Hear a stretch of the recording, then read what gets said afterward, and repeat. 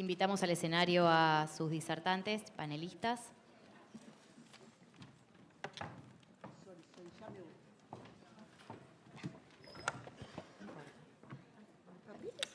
El siguiente panel se denomina La escucha de las mujeres víctimas de violencia de género. Va a exponer la doctora Victoria Huergo, el doctor Diego Ortiz, el doctor Hugo Lutgard, Graciela Mabel Lofeudo, también abogada, Adriana Beatriz Rodríguez Durán, Paula Sosa Rossi. Modera en este caso este panel Erika Pérez, de la Comisión de Géneros y Diversidad del Colegio de la Abogacía de la Ciudad de La Plata.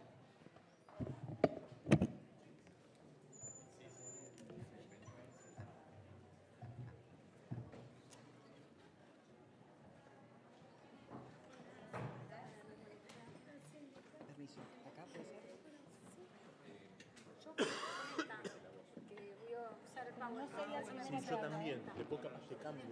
Sí, dale, joya. Sí, sí, sí. Dale, yo después le digo.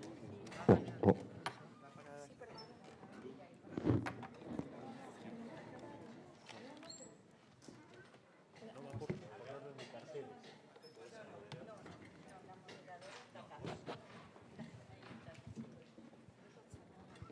Está prendido. Vos sos Paula. Sí, sí. Y Adriana. Falta una silla más. Una más.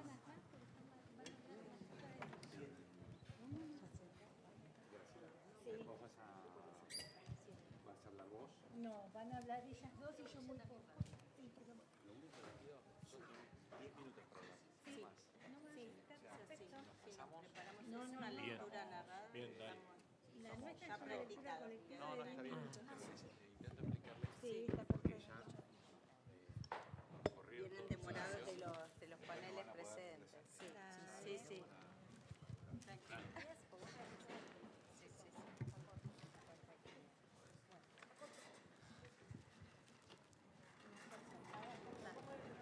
sí, sí. Primero, gracias.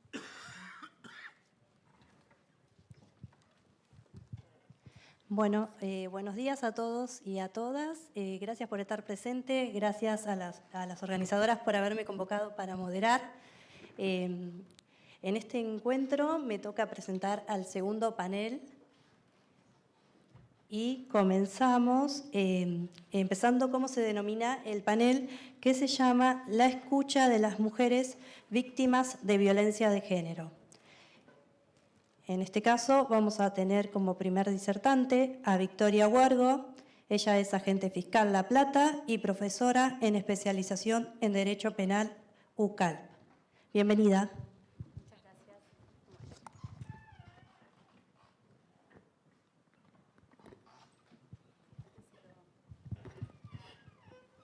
Un segundo, quiero ver si...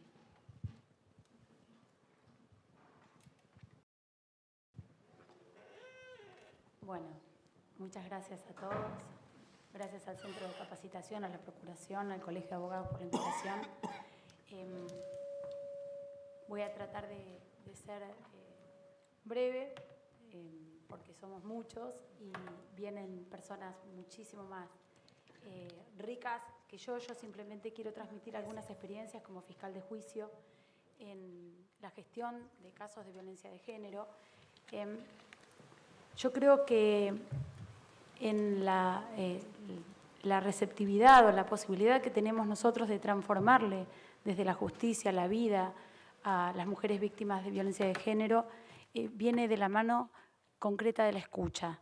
La escucha no simplemente poner el oído, sino abrirnos a recibir, a acoger al otro, en este caso a las mujeres, sin ningún tipo de preconcepto, de darles el espacio para que se puedan expresar, y contar su historia en los tiempos que necesiten, dejándoles los espacios para que puedan ir y venir en su discurso sin que nosotros estemos haciéndoles señalamientos o marcando las contradicciones. Ese dibujito tiene que ver con que nosotros les demos esos lugares para que puedan encontrar en nosotros un lugar seguro como para poder gestionar eso que les pasa, que va mucho más allá de un conflicto penal. Nosotros, en una causa de violencia de género, recibimos a una víctima que para nosotros tiene una tipificación, tal vez simplemente lesiones leves, pero detrás de esas lesiones leves hay un conflicto integral que abarca toda su vida y que tal vez no se representa con el quantum punitivo de ese delito si es que nosotros lo vamos a gestionar en su importancia simplemente desde la mirada del tipo penal. Por eso es que es fundamental, tanto el Departamento Judicial La Plata tiene dividida la función del fiscal de instrucción y el fiscal de juicio, pero en mi caso, y en esto quiero agradecer a la Ley de Víctimas porque me impuso una obligación que tal vez yo simplemente la cumplía en los casos que entendía graves, en los femicidios, pero hoy en día esta necesidad de en cada caso tener en cuenta a la víctima nos ha abierto las posibilidades, tanto en la gestión y valoración de la prueba, para poder completar en la instancia de juicio a través de la instrucción suplementaria distintos déficits, porque si bien esto tiene que resolverse en instrucción, nosotros en juicio todavía tenemos la posibilidad de completar. Nos permite también buscar otro tipo de alternativas para sus problemas, porque a veces nosotros recibimos un conflicto penal que fue denunciado muchos años antes y la vida de esa víctima cambió sustancialmente desde que hizo la denuncia hasta el momento en que nosotros la estamos escuchando. Y no nos podemos, digamos, despegar de esto y no tener en cuenta que tal vez la solución que ella fue a buscar en la sede penal en el momento de hacer la denuncia, al momento en que llega la etapa de juicio, ya no tiene la misma significación y hasta podría ser altamente destructiva, porque su vida cambió. Porque en algunos casos las mujeres tienen una gran resiliencia y al momento en que nosotros queremos hacerlas, transitar, por ejemplo, un debate oral, el debate oral les resulta destructivo o por el contrario, les resulta reparador. Entonces, la escucha nos tiene que servir como un norte hacia dónde dirigimos la gestión del conflicto, tratando de verlo no como un caso más, no atado a la expectativa de condena, sino como una oportunidad para hacer un cambio significativo, para que el derecho penal sirva para algo, porque realmente es un campo, tanto en el caso de la violencia de género como en los casos de los abusos sexuales intrafamiliares, donde a veces podemos hacer algo, a veces podemos cambiar vidas. La gran dificultad que nos encontramos es que a veces oímos, a veces cuando tenemos a una víctima enfrente, estamos pensando en que además tenemos otras urgencias, otros casos que resolver, o nos anticipamos en cuanto queremos darle la respuesta antes de escuchar lo que tiene para decirnos, porque estamos programados para resolver, para dar respuestas. Entonces, eso es lo que nosotros tenemos que recuperar el valor del tiempo, el tiempo para escuchar, porque realmente lo vamos a ganar. Es preferible tener una buena entrevista, o las que sean necesarias, pero donde la víctima se sienta cobijada para expresarse y no limitada porque se le hizo una fila, porque aunque sean fuera del horario de trabajo, yo no sé si esto es recomendable, si está en el manual de las buenas prácticas o no, pero yo les doy mi celular, porque muchas veces son picos de estrés que pasan o de angustia, y tal vez sí, son muchos mensajes, pero después no, porque después logran descomprimir la situación y se encausan. Pero ya el hecho de tener esa posibilidad, a ellas les baja muchísimo la ansiedad. Saber que uno está frente a cualquier problema. No quiero detenerme porque ya perdí la mitad del tiempo, pero tenemos que despojarnos de los sesgos, de los prejuicios y de los estereotipos que todos traemos por ser parte de una cultura. Tratar de tener nuestro modelo de buena víctima. Para un fiscal de juicio, ¿cuál es una buena víctima de violencia de género? La que llevamos al debate oral y está deshecha, llora, no tiene alternativas de vida, porque eso es conmovedor. Pero también tenemos que poder entender que hay mujeres que así como las vemos empoderadas laboralmente, exitosas, fuertes físicamente, independientes, también pueden ser víctimas de violencia de género. Y no tenemos que estar poniendo en tela de juicio o descreyendo, porque los porcentajes de los estudios dan cuenta que es muy bajo la tasa de mendacidad en las denuncias de violencia. Entonces, todos nosotros estamos atravesados, pero quiero reparar un segundo en algo que creo que es importante. Les dejo después, si quieren, el power con relación a otra información, porque no quiero perder más tiempo, porque actualmente nuestro sistema de juzgamiento tiene como modelo fundamental constitucional el juicio por jurados. Todos nosotros, algunos por inclinación natural y otros por imposición de la ley Micaela y otras obligaciones, estamos capacitándonos para tener perspectiva de género. Pero todavía la sociedad en su conjunto no ha recibido esa formación. Entonces tenemos que tener muy presentes como fiscales que ese jurado va a venir a escuchar a nuestra víctima y a atender a nuestro caso con sesgos, estereotipos y prejuicios. Entonces, sabiendo esto, como emergentes de una sociedad, yo no estoy haciendo una crítica al sistema de juzgamiento, estoy diciendo que en el estado actual de la sociedad esto es así. Como fiscales, ¿qué es lo que yo entiendo que propongo para dejar algo que pueda ser útil, ¿no?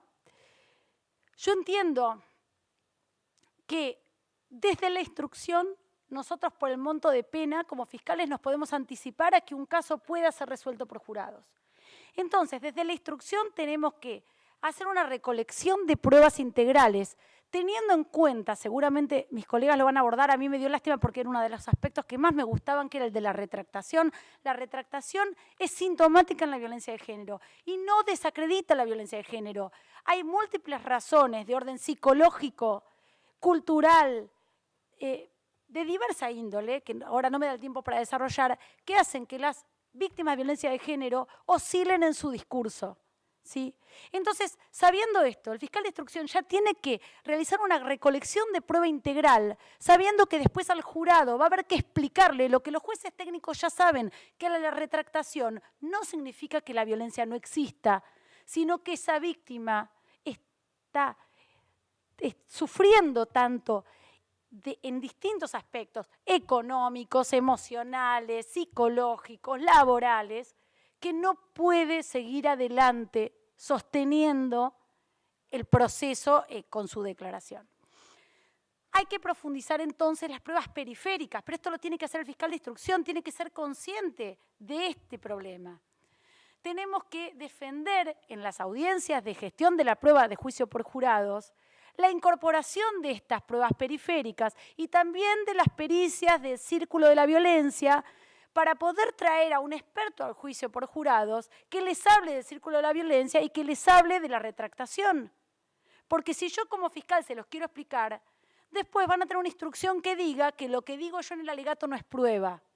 Entonces, hay que ser conscientes que tenemos que prepararnos para un escenario donde por ahora va a haber personas juzgando que nosotros vamos a tratar en la audiencia de Guardir, que es esta audiencia de selección de jurados, tratar de filtrar a través de las preguntas que podamos hacer. Pero a pesar de los esfuerzos, no vamos a poder realizar, por lo menos hasta que la sociedad termine de cambiar, no, vamos a tener el jurado lo más imparcial posible. Entonces, como fiscales, no podemos bajar la guardia con esto. Entonces, además de ir muy preparados al Guardir para tratar de que no se nos constituya un jurado machista, patriarcal, que no pueda entender la problemática de la víctima, que diga que la palabra de la víctima no alcanza para dar por probado un hecho, que diga que la violencia psicológica no es violencia, como me pasó a mí en el caso yo tuve un caso que se difundió mucho, donde una mujer fue asesinada por su pareja y fingió un suicidio con una horca. En ese caso, que fue donde, bueno, me puse la soga, en ese caso se condenó por homicidio, por el vínculo, pero no se condenó por femicidio, cuando había pruebas incuestionables de la violencia psicológica. ¿Por qué? Porque para el jurado la violencia psicológica no es violencia todavía, no era violencia todavía. No hubo golpes, no hubo golpes. Entonces, nosotros como fiscales tenemos que anticipar esta debilidad en el alegato de apertura. Imagínense si la violencia psicológica no la consideraron cuando una víctima se retracta. Para un jurado es impensable considerar que un hecho de violencia de género puede estar probado cuando la víctima se sienta y dice, no, a mí nunca me hizo nada. Es todo mentira. Entonces, tenemos que poder anticipar este problema ante el jurado y tenemos que también pedir específicamente instrucciones generales que tengan que ver con la valoración de la prueba con perspectiva de género y también específicamente con relación al valor de la retractación, para que los jurados puedan, de alguna manera, podamos, no sé si cómo vamos a lograrlo o no, podamos hacer que esa víctima directa, si tenemos la suerte de que está viva, o a través de el recuerdo que sus familiares y sus amigos lleven al juicio, en el dolor de la tragedia, pueda encontrar paz y justicia. Bueno, con esto me quiero despedir, pero simplemente les quiero dejar, sí me voy a robar un minutito más, porque hay un capítulo de un libro que es hermoso, que se llama La expulsión de lo distinto, de Byung-Chul Han. Hay un capítulo sobre la escucha, que se los recomiendo. Yo hice un pequeño párrafo y también les recomiendo un libro casi infantil sobre el valor de la escucha que se llama Momo. De corazón, de verdad, creo que es muy enriquecedor. Y les agradezco nuevamente que me hayan escuchado.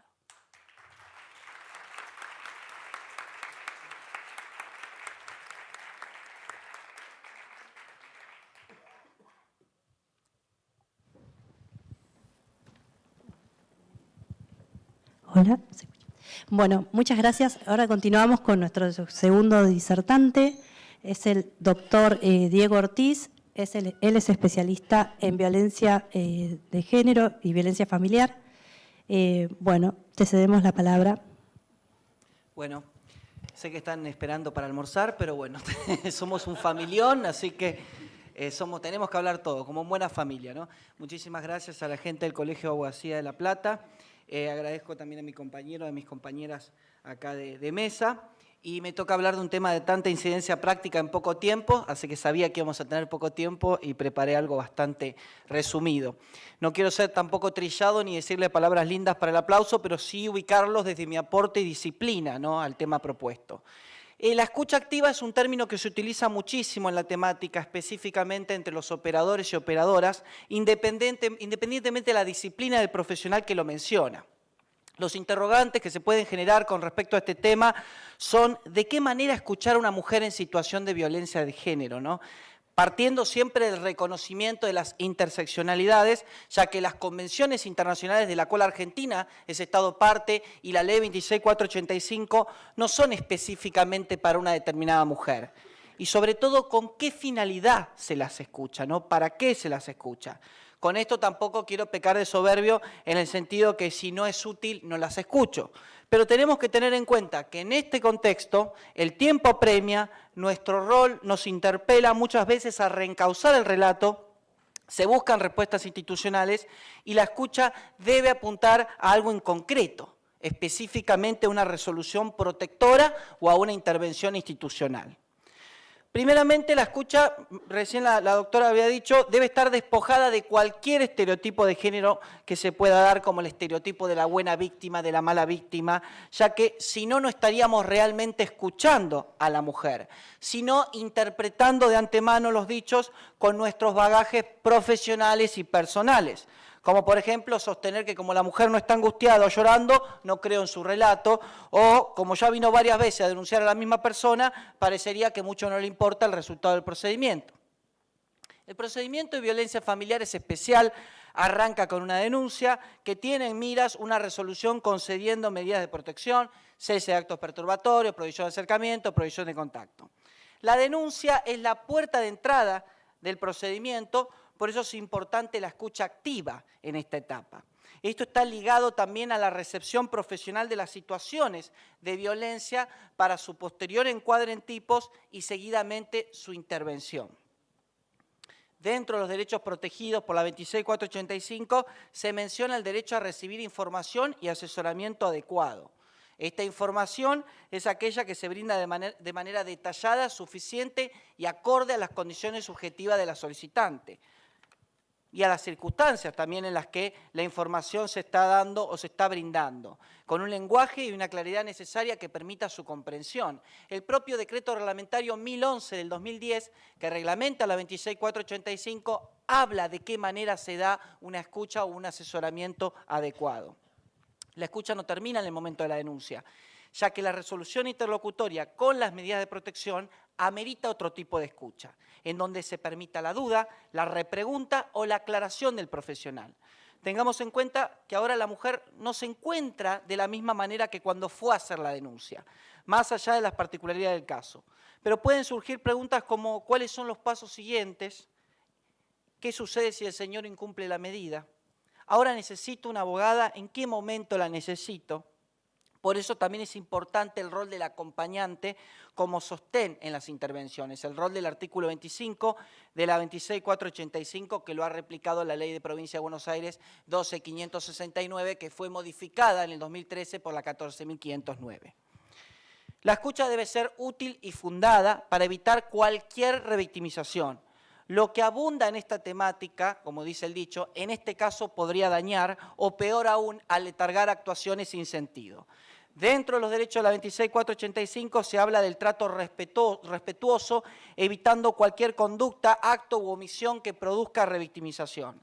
La revictimización es someter a la mujer a demoras, derivaciones, consultas inconducentes o innecesarias, como así también a declaraciones reiteradas.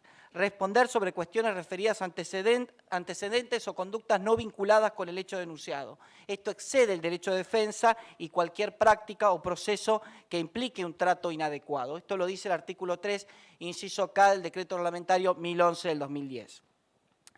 También pensar, por último, en la escucha de un abogado o una abogada es diferente a la escucha de un psicólogo, una psicóloga, de una trabajadora social, de un trabajador social. No, yo veía recién a la expositora anterior, la psicóloga tienen otra forma de hablar. Nosotros somos más terrenales, más de... La psicóloga anterior tranquila, nosotros vamos derecho, viejo, estamos acostumbrados así. Por supuesto que la escucha no es la misma. La formación permite que lo que se escucha tenga su propia interpretación acorde a su disciplina. Por eso la escucha debe ser multidisciplinaria y debe tener un enfoque interdisciplinario. Por último, quiero leer un cuento que cerré unas jornadas del Foro de Instituto de Derecho de Familia de Provincia de Buenos Aires, fue en el Colegio Abogado de Quilmes, leí un cuento que se llama Un cuento de violencia, lo leí en 1 de noviembre del 2019, que nos interpela que no debemos dejar de escuchar, siempre hay que escuchar, porque la no escucha tiene consecuencias irreversibles. El 15 de marzo de este año, Rosa sufrió violencia física y psicológica en la vía pública por parte de su pareja Juan. Este la sostuvo del cuello contra la pared, dejándola con poca posibilidad de respirar, gritándole, te voy a matar. Su pareja la había visto hablar con un compañero de trabajo. Con ayuda de una amiga, Teresa, van al Hospital Municipal de Esgano para que la revisen. En el hospital espera 4 horas para ser atendida, la atiende un médico de guardia. Esto es un cuento, no le estoy sacando el cura a nadie, porque ya después ya los veo en el almuerzo mirándome mal. El doctor no la revisa, la manda con un papel a hablar con una trabajadora social del hospital, la licenciada P., esperando 3 horas más para ser atendida. La trabajadora social le pregunta qué pasó y ella le cuenta todo lo sucedido. Le dice que vaya a la comisaría de disuasión a hacer la denuncia para que tome medidas. Pero Rosa no sabe lo que es una denuncia, para qué tendría que hacerlo y menos aún que es una medida. Siente que está traicionando a su pareja, su primer novio, el papá de sus hijos. Ya en la entrada de la comisaría de disuasión, un personal policial le dice que hay varias horas de espera. Luego de esperar varias horas, Rosa hace la denuncia contestando preguntas como si fuera múltiples choice. El problema de Rosa es que no sabe cuáles son los tipos de violencia, y menos aún si lo que Juan le hizo durante tanto tiempo es llamado violencia. Cuando Rosa ingresa al despacho a hacer la denuncia, le preguntan nuevamente sobre el último hecho, con preguntas de cómo vos quisiste para que te agarre el cuello en la calle, quién era el hombre con el que estabas hablando, lo conocías de antes, y ella empieza a dudar para qué habló con su compañero de trabajo ese día. La oficial que toma la denuncia le dijo a Rosa que aparte del juzgado de paz tardío, se va a mandar la denuncia a la Fiscalía Archívese para que investigue el delito de lesiones. Rosa no sabe qué tienen que investigar y qué podría pasarle a Juan con esto. La oficial le dice que vaya al juzgado de paz tardío donde va a resolver la autoridad judicial. Rosa concurre al juzgado, espera varias horas, luego al relato sale una persona en una oficina con un papel en mano y en 2 minutos le lee las medidas que tomó la autoridad judicial. Ella no sabe quién le explica el contenido y qué hacer con lo que se resolvió. Piensa, ¿para qué me metí en esto, no? Se retira del juzgado con el papel, con algo que le dieron para llevar a la comisaría de disuasión, otro papel para ir al cuerpo médico forense, ¿para qué viniste? Y otro para ir al centro de atención de las violencias de estrato.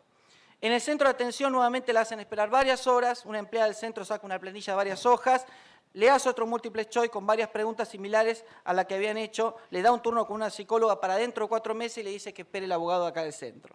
Llega el abogado del centro, todo con un traje azul desacomodado, y le dice, bueno, las medidas cautelares son la vía cautelar expedita para obtener una resolución integral interlocutoria como el cese de actos perturbatorios e intimidatorios. Rosa no entiende, no se anima, Teresa, que es la amiga que la acompaña, menos, y piensa, ¿sabrá que no somos abogadas? Bueno, lo peor de todo esto es que Rosa vuelve a la comisaría de disuasión con el papel de la autoridad judicial para avisarle de las medidas, y esto la miran con una cara como diciendo, ahora que quisiste hacer la denuncia, aguantate lo que se viene.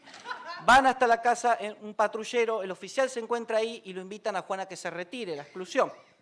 Este se hace el desentendido, dice que estaba tomando mate, empieza a gritar, a insultar en voz muy alta diciendo, en pocos minutos vuelvo y te mato. A los pocos minutos Rosa firma los papeles necesarios y se van todos. Ella pregunta si se va a quedar algún móvil policial para protegerla por si pasa algo. De la comisaría le contesta que no hay móviles y que las unidades están circulando por el barrio. Ella teme por su vida y la de sus hijos. A las 3 de la madrugada hay un silencio en donde solo se escuchan los respiros. Todos están durmiendo. En pocos segundos, Juan entra por la ventana del dormitorio y asesina a Rosa sujetándola del cuello hasta dejarla sin respirar. Cumplió su cometido. No debemos dejar nunca de escuchar. Muchas gracias.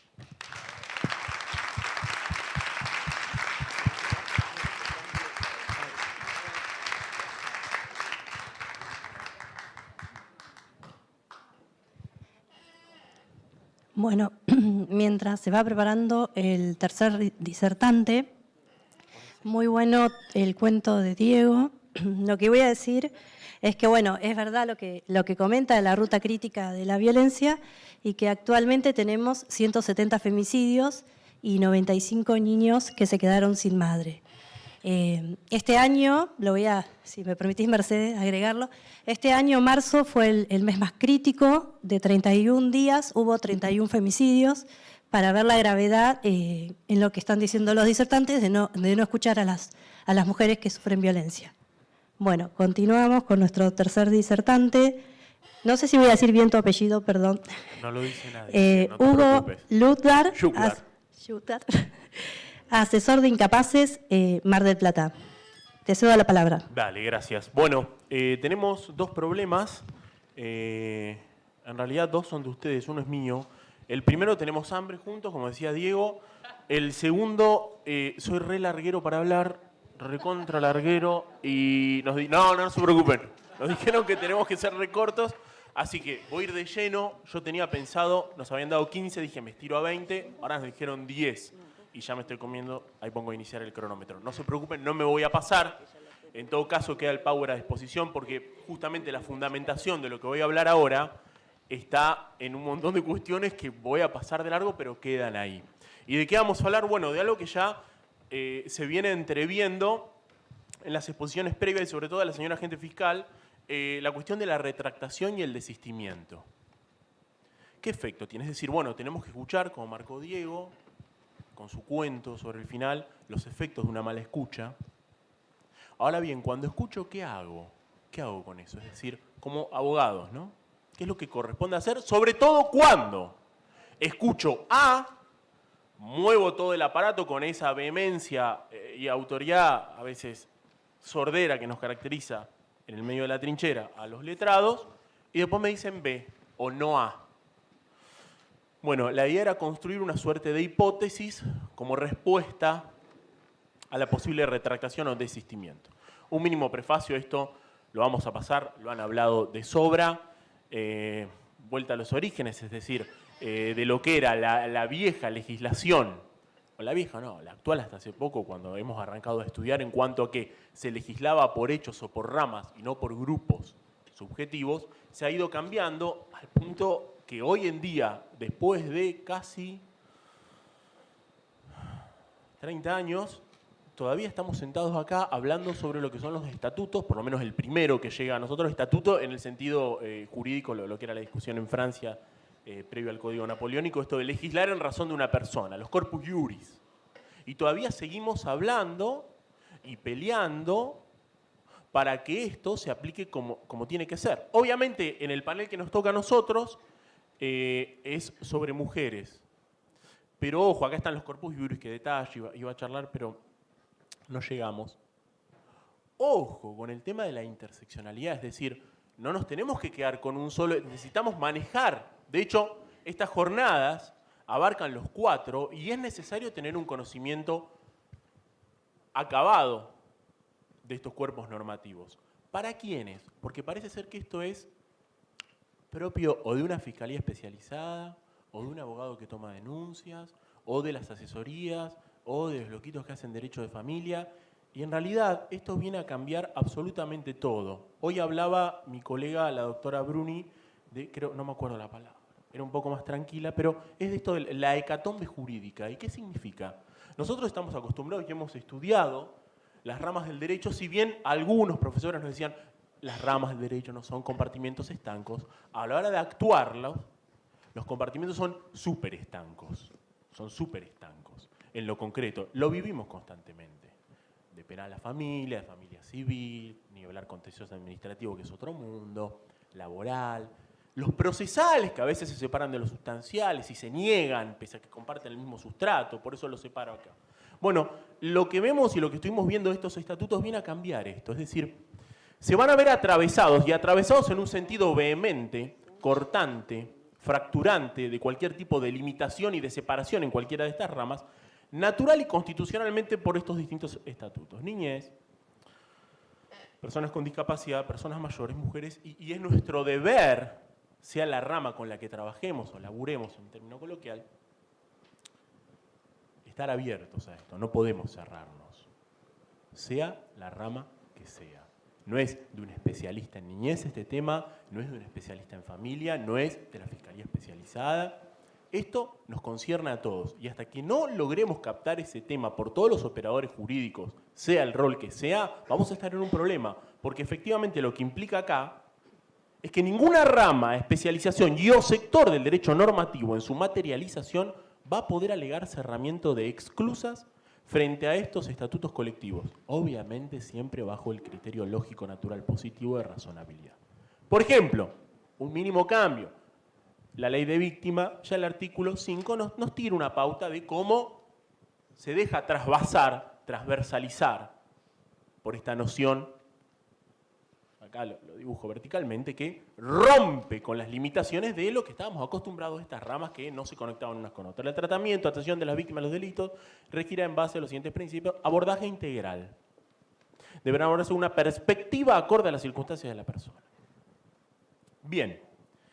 En materia de violencia y sujetos vulnerables, teniendo en cuenta lo anterior, frente a los distintos obstáculos, algunos lo han mencionado, me parece que el cuento de Diego fue súper elocuente, así que acá no me voy a detener. Estaba lindo para detenerse igual, tengo la tentación de frenarme, pero no vamos a terminar más y me van a matar. Así que seguimos, pero bueno, frente a esta concepción transversal o transversalista o rupturista que atiende al sujeto y rompe con las ramas del derecho, teniendo en cuenta estos obstáculos que no son antojadizos, sino que se basan en distintas fuentes sociológicas interamericanas, europeas y nacionales, vamos a tener estos principios procesales. Obviamente yo acá, y nos vamos a quedar con uno y vamos a tratar. Principio de ingreso amplio, principio de flexibilidad formal. Estos son de autoría, digamos, o de sistematización, un intento de sistematización propia. La debida diligencia, el principio de no revictimización, que no tienen ninguna magia, están sacados de la legislación vigente, con los subprincipios de capacitación, acompañamiento, confidencialidad, principio de no conciliación, con el sustento no jurídico del principio de no conciliación que está en la indefensión aprendida, el ciclo de violencia y en los vicios del consentimiento también, y que son fundamento de lo que vamos a ver ahora rápido. Ya me comí la mitad del tiempo, bien. No voy a llegar. Principio de oficiosidad inquisitiva, principio de seguimiento, principio de interdisciplinaridad, amplitud probatoria y el principio de escucha. Vamos a este. Esto sobradamente lo dijeron desde que comenzó dialogando el procurador hasta hoy. Derecho a ser oídos, que su opinión se tenía en cuenta. ¿Dónde está materializado? Nos apuramos. En normas por doquier y en normas de rango constitucional. Así que como hoy mencionaban, las normas están. Ahora la retractación y el desistimiento es lo que me interesa. ¿Qué son? Pese a contar con una legitimación amplia para denunciar, incluso legitimaciones obligatorias para determinados organismos cuando hay personas en estado de vulnerabilidad, justamente los 4 grupos que vemos hoy acá. Requisitos formales mínimos para denunciar también. Muchos de los obstáculos que impiden que la denuncia continúe aún después de hecha, muchos de estos obstáculos se presentan, aún después de la denuncia hecha. Es decir, no alcanza con la sola apertura, no alcanza con la escucha si es sorda. La retractación, ¿qué va a hacer? Un desdecirse, un modificar sustancialmente la denuncia y la versión ante las autoridades. Digo A, después digo B, o digo no A. El desistimiento, no contradigo la versión primigenia, pero hay una ausencia, un retraimiento de presencia procesal, de este proceso atípico, aún dentro de lo atípico o especial que es el proceso de familia, expresa o tácita, que como vimos, digo de familia, pero como vimos en las flechitas de la filmina anterior, embebe a las distintas ramas. Con las salvedades y con los nexos, no va a ser de la misma manera lo que embebe a familia o a civil o a contencioso administrativo que a penal, pero aún así transversaliza y unifica en cierto sentido con los primeros principios. No son excluyentes, pueden darse a la vez, puede haber una retractación, no me dan bolilla, me voy, no contesto. Artículo 11, ley 2569, la cita no aparece más. Me llaman a declarar, no, me equivoqué, en realidad no era lo que quería decir, bla, bla, bla, bla, bla, bla, bla, me desdigo, ¿qué hacemos con eso? Entonces se me genera una aparente tensión. Creo que es aparente, y ya vamos adelantando un poco la hipótesis, entre el orden público, que está súper marcado, ni hablar en la LEPIM, que le llamamos la ley 26485, es de orden público, más allá de que surge naturalmente y por interpretación normativa y analógica, versus la autonomía de la voluntad. Parecería ser que hay una tensión. La oficiosidad es absoluta. ¿Hasta dónde puede meterse el Estado en las decisiones personales? Y delimitarla. ¿Qué pasa si ello conlleva un daño a quien lo pide? Delimitar tanto la autonomía como la inmiscusión del Estado. Yo limito eso, pero después termina siendo no beneficioso para la persona. ¿Y entonces en qué quedamos? Si bien hay una marcada oficiosidad legal y la violencia se trata de una cuestión de orden público, también hay un derecho a ser oído y que esa opinión sea tenida en cuenta. Ahora bien, cuestiones. Este desistimiento o retractación tiene que tomarse por tal cual, en aras de la autoconfiguración personal, o como diría Sartre, de la autodeterminación, y necesidad de no injerencia indebida estatal, o debe obrar con independencia de las manifestaciones, en tanto la cualidad de orden público es patente, reiterativo y justificado legalmente. ¿Hay una tercera vía? Entendemos que sí. Acá voy a pasar a vuelo de pájaro toda la jurisprudencia fundante, porque no llegamos sino, y plantear la hipótesis a la cual me sujeto. Antes de eso, bueno, el tema, esto es fundamental y sobre todo para la ayuda interdisciplinaria y técnica de poder diferenciar a través de la intervención técnica si el vínculo de violencia es simétrico o asimétrico, porque si nosotros tenemos una simetría, es decir, una igualdad, no aritmética, pero sí a grandes rasgos de poder entre las partes que participan de esta sistematización violenta de comunicación o de interacción o de retroalimentación en el sistema, y no lo atiendo, como poder judicial y aplicando la normativa propia de la asimetría, voy a terminar siendo yo un eslabón más de la batería de violencia de una parte para con la otra. Por el contrario, si yo ignoro la asimetría Aquí caben en una primera aproximación los grupos vulnerables. Primera, pero no a priorística ni principista. Si yo a una situación asimétrica la regulo con la simetría, destruyo completamente a la persona que ya se encontraba en inferioridad de condiciones. Es por eso que es fundamental nuestro laburo con la interdisciplina. Bien, ¿qué ha ido diciendo la jurisprudencia? Asimetría implica, si hay asimetría, implica desigualdad, implica esto en materia de mediación cuando hay violencia, implica consentimiento limitado. Acá le cito la jurisprudencia. Ha citado también los distintos tribunales superiores y distintas cámaras la necesidad de interdisciplina previa. Debe, dice nuestro artículo 8 de la ley provincial, debe el informe de diagnóstico. Lo mismo que la LEPIM. Bien, seguimos con esto. Otro de los argumentos también para ver cómo tengo que valorar cuando se me presenta la retractación o el desistimiento es la afección de derechos de terceros. Bueno, está bien, vos querés desistir, pero antes de meterme en eso, con este desistimiento, ¿estás afectando, por ejemplo, en este caso que es magistral de Viedma, a un chiquitín, o sea, a un hijo de la pareja? Porque en ese caso ya ni siquiera me meto en tu decisión. Después se mete la Cámara porque había acá un síndrome de indefensión aprendida.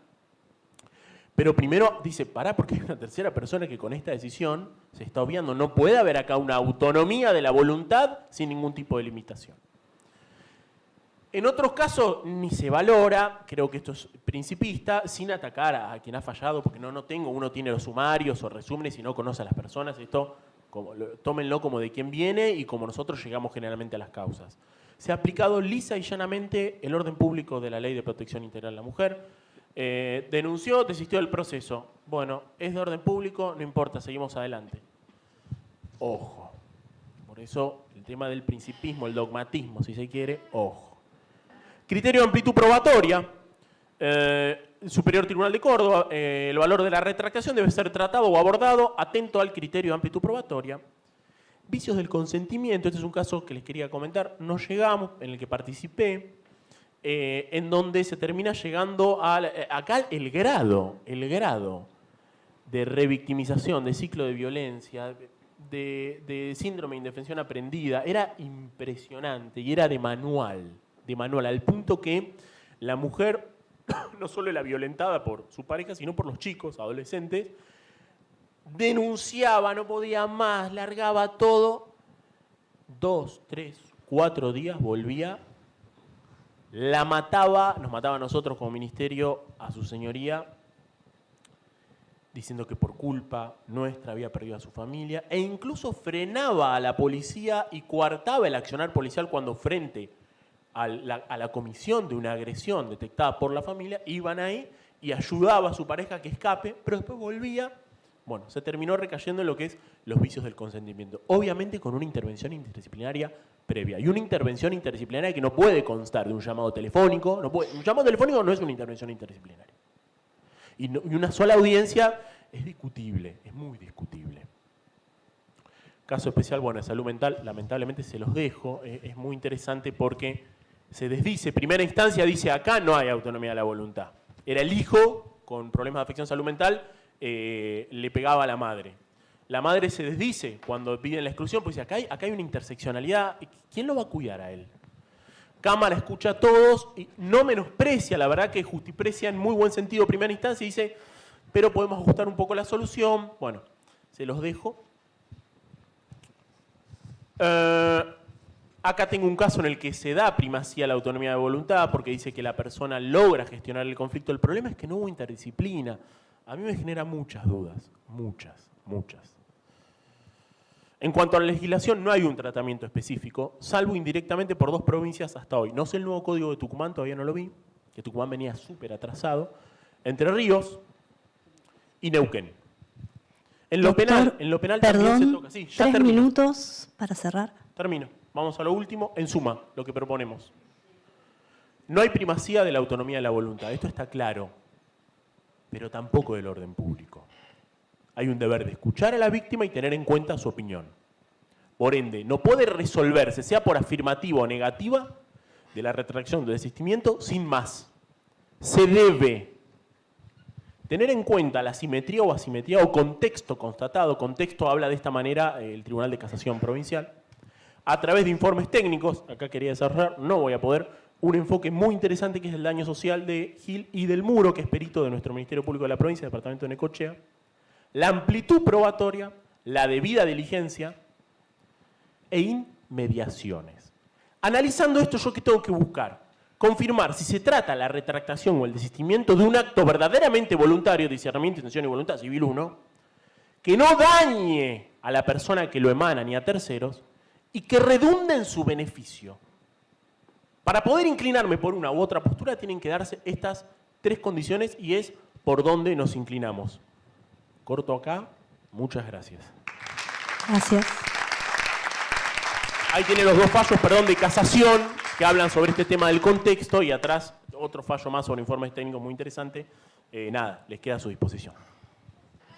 Después podemos compartir los PowerPoint. Sí, no sé, se lo mando a Eduardo, de última. Sí, sí. Bueno, voy a presentar a las últimas 3 disertantes, y las voy a presentar a las 3 porque van a hablar en conjunto. Graciela Mabel Lofeudo es abogada de la Universidad de La Plata. Adriana Beatriz Rodríguez Durán, licenciada y profesora de la Universidad de La Plata. Y Paula Sosa Rossi, licenciada en Sociología de la Universidad Nacional de La Plata. Le cedo la palabra. Bueno, muchas gracias a Mercedes, especialmente por habernos invitado a compartir este encuentro dialógico. Estamos aprendiendo mucho de antemano, haciendo una escucha atenta a lo que corresponde a otras disciplinas. Les contamos muy brevemente nuestra trayectoria para compartir ya la experiencia con conceptos medulares ligados al equipo interdisciplinario que trabaja en una organización social que es Justicia y Libertad desde el año 2012, creando el área de género y un equipo de atención y acompañamiento a mujeres cis y trans en situación de violencia de sectores populares de La Plata y Gran La Plata. Pertenecemos al Centro Interdisciplinario de Investigaciones en Género de la Facultad de Humanidades y Ciencias de la Educación y conformamos un proyecto de extensión universitaria. Nos animamos a hacerlo por los años previos de formación paradigmática en perspectiva de género, pero también por la sensibilidad de una escucha atenta en unos talleres comunitarios donde, por supuesto, emergía la problemática desde la violencia narrada y el impacto que significan situaciones cruentas y variadas de acuerdo a los distintos tipos y modalidades de violencia, y la posibilidad un poco modesta al principio, pero sí en continuidad de trayectoria en la acreditación de la Universidad de La Plata, de hacer un proyecto de formación de promotoras comunitarias. Ahora las compañeras que son parte del equipo actual, del equipo de atención de casos, independientemente de la pausa del proyecto, donde hicimos algunas sistematizaciones, publicaciones, y también participamos en Fiscalía de Estado en la invitación de conformar algún acercamiento a la perspectiva de género para abordar puntualmente la violencia de género desde ese paradigma, desde un paradigma crítico feminista, sino también en los colegios de la universidad, que fue una experiencia muy interesante de la cual debemos nuestra última publicación. Bueno, ahora le paso a las compañeras que, como psicóloga Adriana y como abogada Graciela, están en la cotidianidad, ¿no?, atendiendo a las mujeres de sectores populares. Por supuesto, consideramos central la institucionalización del Ministerio de la Provincia de Buenos Aires, de Mujeres y de Nación, y lo que eso significa. Sin embargo, hay cuestiones no medulares que todavía restan por constituir y por hacer, así que vale el esfuerzo puntual de seguir generando ese equipo de atención a este grupo de mujeres de sectores populares que atraviesan distintas condiciones de subalternidad, ¿no? Sí, queríamos compartir con ustedes un poco nuestra modalidad de escucha, tanto a nivel del equipo interdisciplinario que conformamos con Graciela y con otra promotora comunitaria contra la violencia, en relación a, bueno, también la formación de las promotoras, que se inició con los proyectos de extensión, como decía Paula, y se continuó también con capacitaciones dentro de la organización social, y estuvieron a cargo también de nosotras y de un grupo más grande, digamos, ¿no? En el que estamos insertas, ¿no? En el área de género. Y bueno, una de las cuestiones importantes en esto de la escucha activa, digamos, que decían, ¿no? Es el siempre estar intentando copensar estrategias para el reposicionamiento subjetivo ante las situaciones de violencia, digamos. Ese es como nuestro eje en los dos ámbitos, ¿no? Tanto de formación como en el plano de las intervenciones que llevamos adelante en el equipo interdisciplinario. Dentro de estos puntos centrales de nuestra perspectiva está la disminución del umbral de tolerancia hacia la violencia. Este es un concepto que tomamos de María Luisa Femenías, una doctora en filosofía. Propiciar la disminución del umbral de tolerancia a las violencias por razones de género ha sido clave en el diseño del dispositivo de abordaje, en cuanto favorece una modalidad de escucha y formación para la escucha que posibilita la desnaturalización y ayuda a advertir la minimización de las situaciones de violencia habituales. Garantizar la detección temprana de las violencias implica favorecer la adquisición práctica de un tipo de sensibilidad distanciada de una actitud juzgadora o desestimadora de la palabra de la consultante, dándole valor a su testimonio.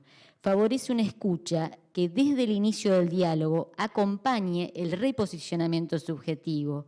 Es lo que llamamos el cambio de modalidades vinculares, ¿no? En relación a la habilitación singular y colectiva de emergencia de recursos propios, ¿no? De las consultantes, alejándonos del paternalismo profesional del que se refiere Luis Bonino Méndez, que es un psicólogo español, y de una posición de discurso del amo, ¿no? Desde Lacan.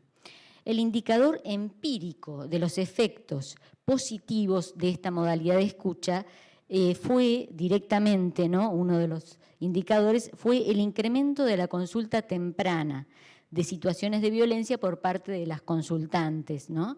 Donde se comenzaba a poder dar relevancia a la percepción de violencias socialmente consideradas como más sutiles, pero no por eso con menos efectos en cuanto a consecuencias psíquicas, sociales, físicas, laborales, o sea, de salud, bueno, múltiples, ¿no?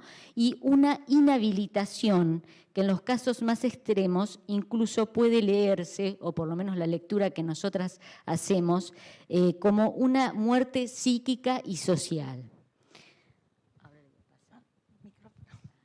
Bueno, Diego contó un cuento que se refiere, a muchas nos habrá recordado, lo que se denomina comúnmente como ruta crítica, ¿no? Y nosotras queremos traer así como una estrategia de abordaje multidimensional de situaciones de violencia a lo que dimos en llamar a la ruta crítica ampliada, que incluye a la dimensión jurídica o la denuncia como una más entre las otras dimensiones, ¿no? Que como la dimensión social, laboral, psicológica, sanitaria, educativa, recreacional, en la medida de lo posible, articulando acciones de prevención y de acompañamiento en todos los espacios del movimiento desde un trabajo en red. A nosotras nos favorece el hecho de estar insertas dentro de una organización social con distintos espacios y de fortalecimiento de las redes sociocomunitarias que se dan dentro de esa organización social. Y entonces, al pensar la dimensión jurídica como una dimensión más dentro de la ruta crítica ampliada, en esto seguimos a lo que nos dice Rita Segato, dice que le caben otras posibilidades a la voz del derecho, que es lo que nombra, ¿no? Es decir, la existencia de la posibilidad de otros mundos para los minorizados y vulnerabilizados, con su consiguiente poder de agitación. Porque en las entrevistas que nosotras sostenemos con las consultantes es develador cómo saberse con derechos, en la promoción de derechos, cómo cambia la posición de esa consultante. Y para terminar en esto, quería decirles que el campo del derecho es más que su instituto, es también su práctica diaria, que suele estar distanciado del primero, pero más aún es también lo que la gente cree que es. Acá la compañera hoy habló de eso, ¿no? Y siendo en la práctica y en las creencias donde aún pervive la desigualdad por razones de género. Y en esto seguimos a Carol Smart, que es una socióloga jurídica norteamericana. ¿Le sigue mi compañera? Sí, esta cuestión que decía Graciela de la multidimensionalidad implica para nosotras que la salida de las situaciones de violencias no las pensamos como ligadas a la realización de las denuncias o a la inmediata separación de la pareja, sino a un cambio de posición subjetiva en términos de lo que decíamos, ¿no? De las modalidades de vinculación con los demás y consigo mismas, ¿no? En doble vía. Proceso que lleva tiempo y puede incluir momentos de avances y de retrocesos, ¿no? En esto de las retractaciones que decían. Otra perspectiva que también consideramos central es el cuidado de las cuidadoras, que es una perspectiva que aporta la psicóloga Susana Velázquez y que ha sido muy reconocida, muy digamos, citada, digamos, también en relación a, bueno, a cómo escuchar, digamos, ¿no? También. Desde la perspectiva de cuidados de las cuidadoras o de las que acompañan, en nuestro caso, en la tarea de Leia, así como en la formación de las promotoras comunitarias, propiciamos la instrumentación de la disociación instrumental, que es un término de Blecher, que, bueno, que a su vez toma de Freud, ¿no? Y Susana Velázquez lo instrumenta para pensar cómo se traduce, digamos, ¿no?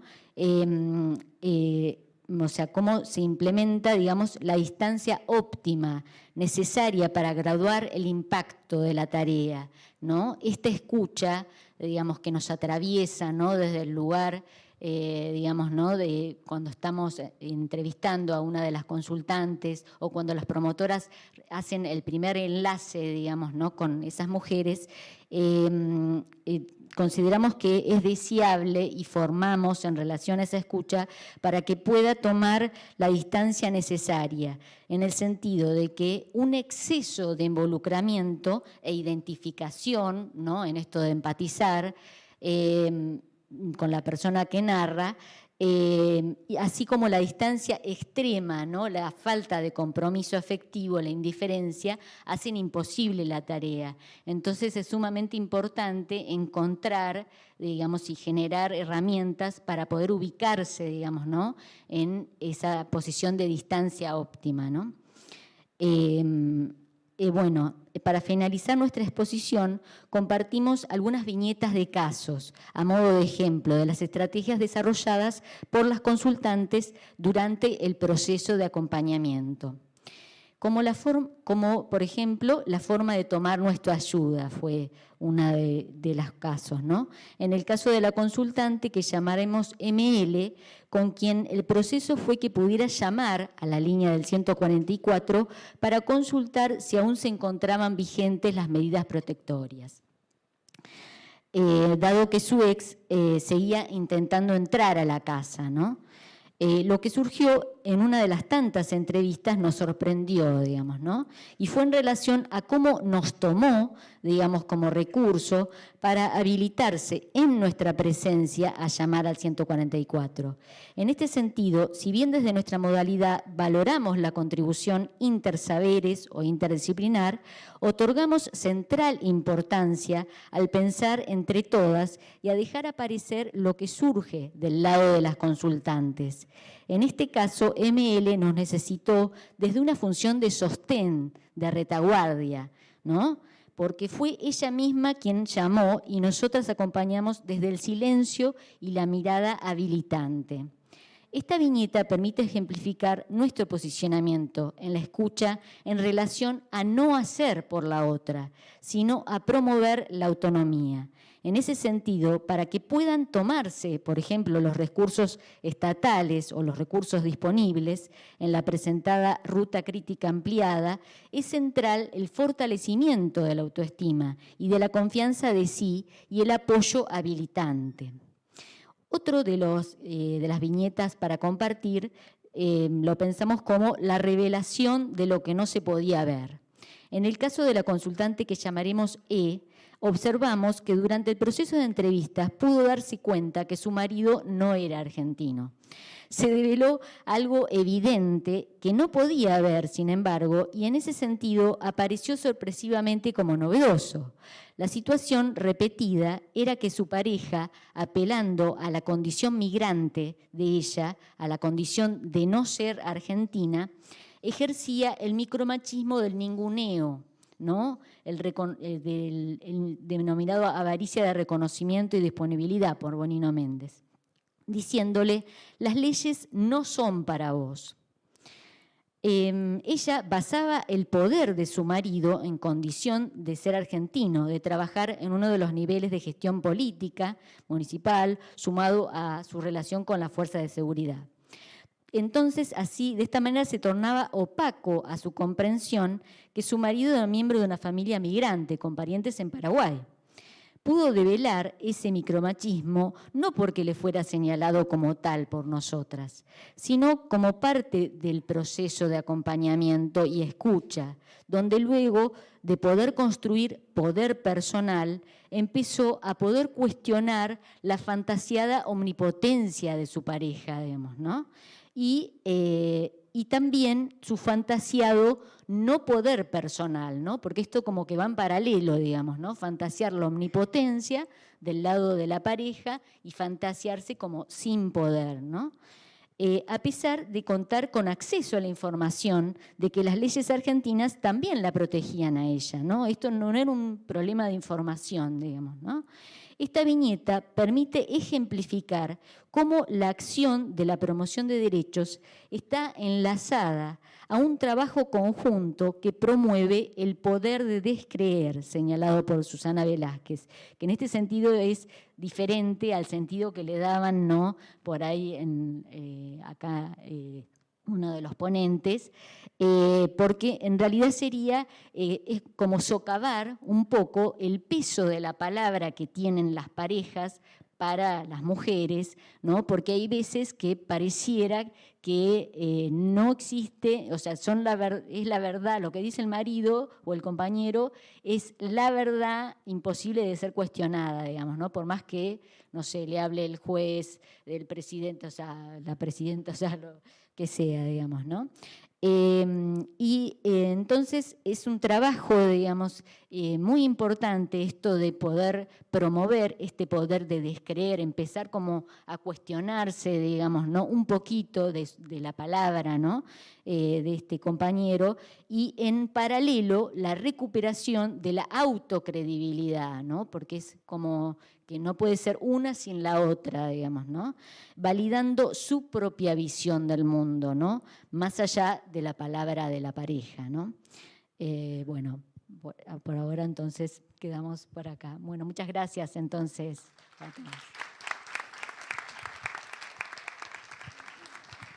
Agradecemos a los panelistas de este panel. Sí, bueno, no hay problema. ¿Está apagado? ¿Prendido? Bueno, agradecemos a ustedes su presencia, su paso por esta jornada e invitamos a todos a un receso hasta las 14:30, hora en la cual retomamos con puntualidad las actividades para concluir en la medida de lo posible a las 16:30 como está estipulado. Muchas gracias.